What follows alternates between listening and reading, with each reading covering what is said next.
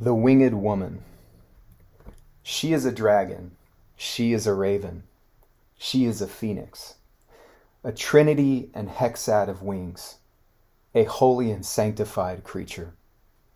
She is ferocious, and she can be terrible. She is clothed in darkness and delicate and beautiful, reflective with sad, and watchful. She is full of fire, and she is full of lust. Wings still dusted in ashes, but more and more and more reborn to take back winds.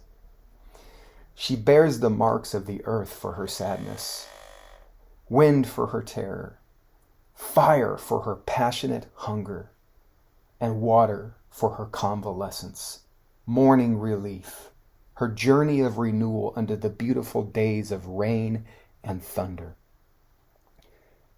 There's a tiredness in her eyes and mouth. There's a tiredness in her hands. There's a depth of power that still swirls and presses and pulses from within. There's a wit, a chest of smiles, and a sweetness that coats every layer, seen and unseen, to her within. The layers and strands of her substance, essence, and constitution are dense, thick, riddled, colored, shaded. Some darkened and some lightened. Toward her belly is the brown sugar sweetness and milky white of her goodness. And her spine bears the marks of black and steel and survival instincts, that fear of weakness. Her center is home to a myriad layers. A lover, a laugher, a worker, a healer, a fighter, a rebel, a reflector, a searcher, a seer, a fire breather, a conjurer, a keeper, a deep feeler, and a million more pieces under the eyes of the progressive glimpses of the true seers. But the holes are halls in the palace of her body untamed. They are tunnels for seeing into her mind, heart, soul, and core. A never-ending labyrinth of corridors, memory walls, broken, open, and future-shaping, future-capturing picture frames. The halls open only to privileged eyes of the few who have seen within her hollowed caves, to get close enough to her to taste the wind in her halls. The seer, seers, lunar, a familiar demon and a devastator's name. Her hands can cut and her hands can wound. Her hands can love and her hands can heal. But they need cradling in spite of their structure of steel. Her feet are young, but tell of centuries. Clean and dirty, firm on the earth, but longing for embrace, for pleasure and resting, and even nesting.